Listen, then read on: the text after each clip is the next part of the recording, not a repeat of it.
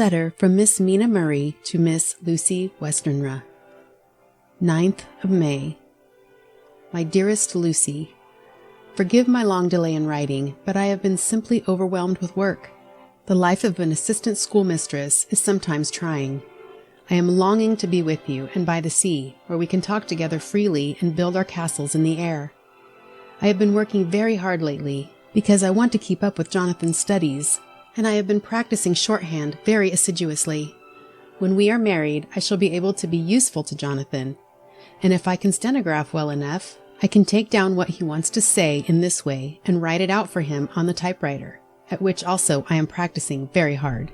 He and I sometimes write letters in shorthand, and he is keeping a stenographic journal of his travels abroad.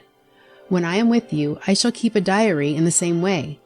I don't mean one of those 2 pages to the week with Sunday squeezed in a corner diaries, but a sort of journal, which I can write in whenever I feel inclined.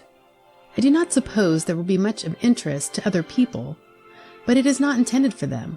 I may show it to Jonathan some day, if there is in it anything worth sharing, but it is really an exercise book. I shall try to do what I see lady journalists do, interviewing and writing descriptions and trying to remember conversations.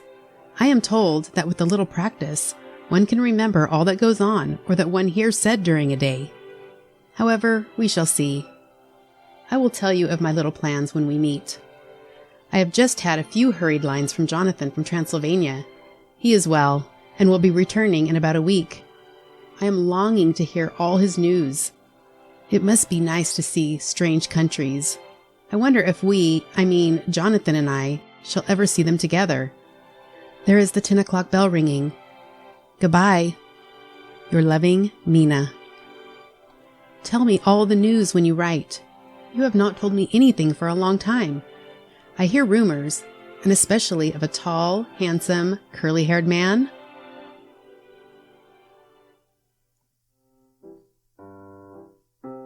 Letter, Lucy Westenra to Mina Murray. 17 Chatham Street, Wednesday. My dearest Mina, I must say you tax me very unfairly with being a bad correspondent. I wrote you twice since we parted, and your last letter was only your second. Besides, I have nothing to tell you. There is really nothing to interest you. Town is very pleasant just now, and we go a great deal to picture galleries and for walks and rides in the park. As to the tall, curly-haired man, I suppose it was the one who was with me at the last pop. Someone has evidently been telling tales. That was Mr. Holmwood. He often comes to see us, and he and Mamma get on very well together. They have so many things to talk about in common. We met some time ago, a man that would just do for you if you were not already engaged to Jonathan.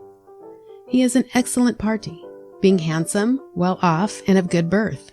He is a doctor and really clever. Just fancy. He is only 29, and he has an immense lunatic asylum all under his own care. Mr. Holmwood introduced him to me, and he called here to see us, and often comes now. I think he is one of the most resolute men I ever saw, and yet the most calm. He seems absolutely imperturbable. I can fancy what a wonderful power he must have over his patients. He has a curious habit of looking one straight in the face, as if trying to read one's thoughts. He tries this on very much with me, but I flatter myself he has got a tough nut to crack. I know that from my glass. Do you ever try to read your own face? I do, and I can tell you it is not a bad study, and gives you more trouble than you can well fancy if you have never tried it. He says that I afford him a curious psychological study, and I humbly think I do. I do not, as you know, take sufficient interest in dress to be able to describe the new fashions. Dress is a bore. That is slang again, but never mind. Arthur says that every day. There, it is all out, Mina. We have told all our secrets to each other since we were children. We have slept together and eaten together and laughed and cried together. And now, though I have spoken, I would like to speak more. Oh, Mina, couldn't you guess? I love him. I'm blushing as I write, for although I think he loves me, he has not told me so in words. But oh, Mina, I love him. I love him. There, That does me good. I wish I were with you, dear, sitting by the fire undressing, as we used to sit, and I would try to tell you what I feel. I do not know how I am writing this even to you. I'm afraid to stop, or I should tear up the letter, and I don't want to stop, for I do so want to tell you all. Let me hear from you at once, and tell me all that you think about it. Mina, pray for my happiness. Lucy. P.S. I need not tell you this as a secret. Good night again. L.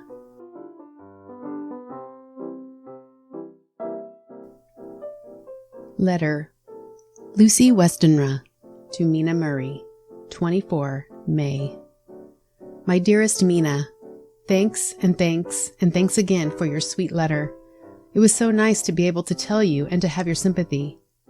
My dear, it never rains but it pours. How true the old proverbs are. Here am I, who shall be 20 in September, and yet I never had a proposal till today. Not a real proposal, and today I had 3. Just fancy, 3 proposals in one day. Isn't it awful? I feel sorry, really and truly sorry, for 2 of the poor fellows. Oh, Mina, I am so happy that I don't know what to do with myself, and 3 proposals. But for goodness sake, don't tell any of the girls, or they would be getting all sorts of extravagant ideas and imagining themselves injured and slighted, if in their very first day at home they did not get 6 at least. Some girls are so vain.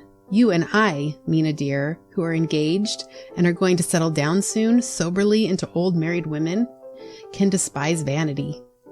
Well, I must tell you about the 3, but you must keep it a secret, dear, from everyone except, of course, Jonathan. You will tell him because I would, if I were in your place, certainly tell Arthur.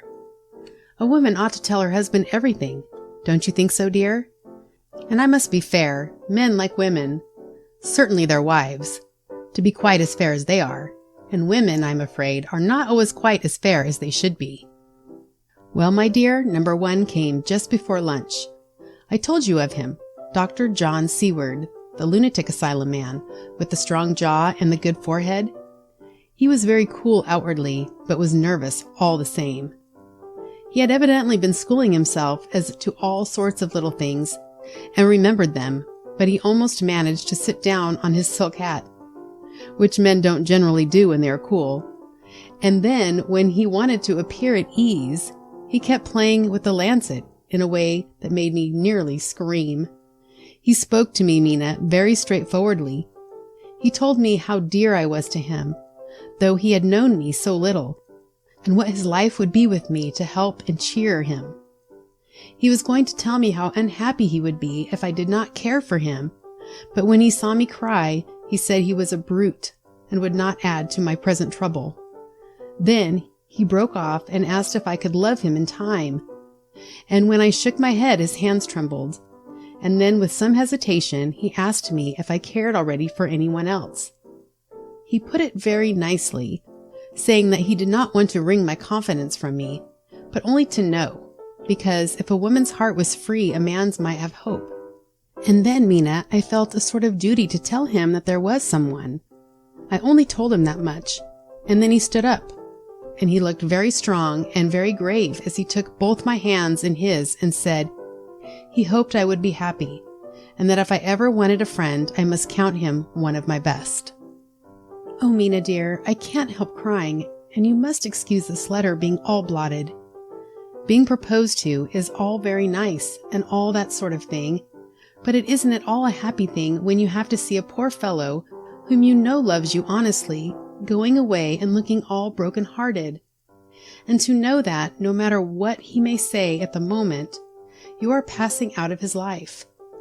My dear, I must stop here at present. I feel so miserable, though I am so happy. Evening. Arthur has just gone, and I feel in better spirits than when I left off, so I can go on telling you about the day. Well, my dear, number 2 came after lunch. He is such a nice fellow, an American from Texas, and he looks so young and so fresh that it seems almost impossible that he has been to so many places and has such adventures. I sympathize with poor Desdemona, when she had such a stream poured in her ear, even by a black man. I suppose that we women are such cowards that we think a man will save us from fears, and we marry him. I know now what I would do if I were a man and wanted to make a girl love me. No, I don't, for there was Mr. Morris telling us his stories, and Arthur never told any. And yet, my dear, I am somewhat previous. Mr. Quincy P. Morris found me alone. It seems that a man always does find a girl alone.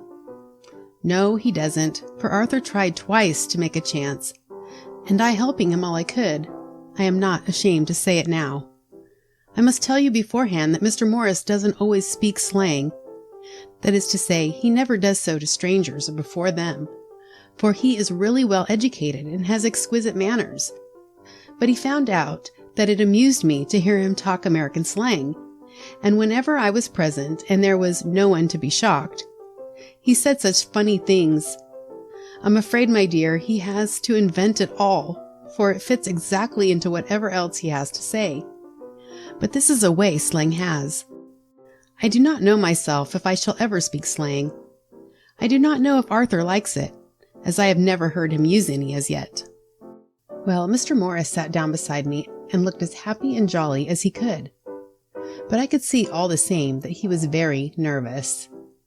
He took my hand in his and said ever so sweetly, "Miss Lucy, I know I ain't good enough to regulate the fixin's of your little shoes, but I guess if you wait till you find a man, that is, you will go join them 7 young women with the lamps when you quit. Won't you just hitch up alongside of me and let us go down the long road together, driving in double harness?" Well, he did look so good-humored and so jolly that it didn't seem half so hard to refuse him as it did poor Dr. Seward. So I said as lightly as I could that I did not know anything of hitching, and that I wasn't broken to harness at all yet. Then he said that he had spoken in a light manner, and he hoped that if he had made a mistake in doing so on so grave, so momentous an occasion for him, I would forgive him. He really did look serious when he was saying it, and I couldn't help feel a sort of exultation that he was number 2 in one day. And then, my dear, before I could say a word, he began pouring out a perfect torrent of love-making, laying his very heart and soul at my feet. He looked so earnest over it that I shall never again think that a man must be playful always, and never earnest, because he is merry at times. I suppose he saw something in my face which checked him, for he suddenly stopped, and said with a sort of manly fervor that I could have loved him for if I had been free, "Lucy, you are an honest-hearted girl, I know.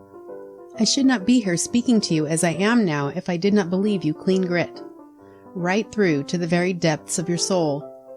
Tell me, like one good fellow to another, is there anyone else that you care for? And if there is, I'll never trouble you a hair's breadth again, but will be, if you will let me, a very faithful friend." My dear Mina, why are men so noble when we women are so little worthy of them? Here was I almost making fun of this great-hearted, true gentleman. I burst into tears. I'm afraid, my dear, you will think this is a very sloppy letter in more ways than one, and I really felt very badly. Why can't they let a girl marry 3 men, or as many as want her, and save all this trouble? But this is hearsay, and I must not say it. I am glad to say that, although I was crying, I was able to look in Mr. Morris's brave eyes, and I told him out straight, yes, there is someone I love, though he has not told me yet that he even loves me. I was right to speak to him so frankly, for quite a light came into his face, and he put out both his hands and took mine.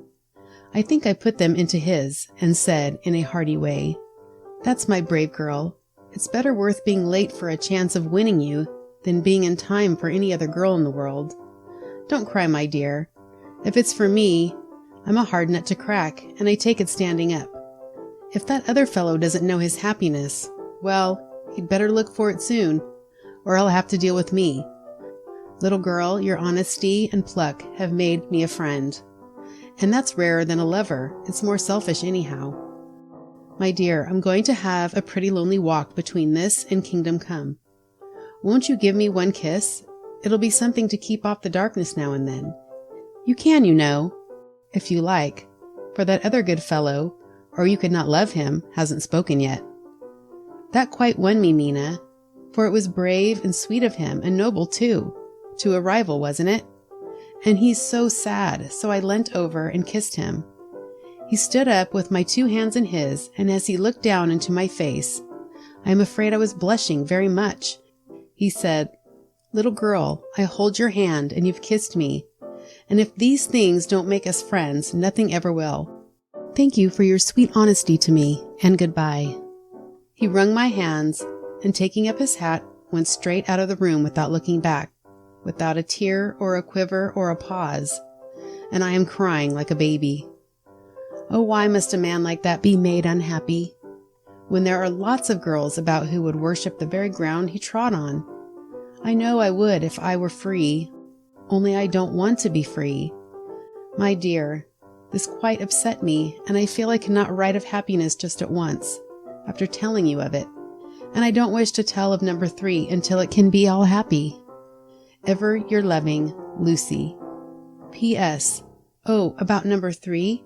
I didn't tell you of number 3, need I? Besides, it was all so confused. It seemed only a moment from his coming into the room till both his arms were around me, and he was kissing me. I am very, very happy, and don't know what I have done to deserve it. I must only try in the future to show that I am not ungrateful to God for all his goodness to me in sending me such a lover, such a husband, and such a friend. Goodbye.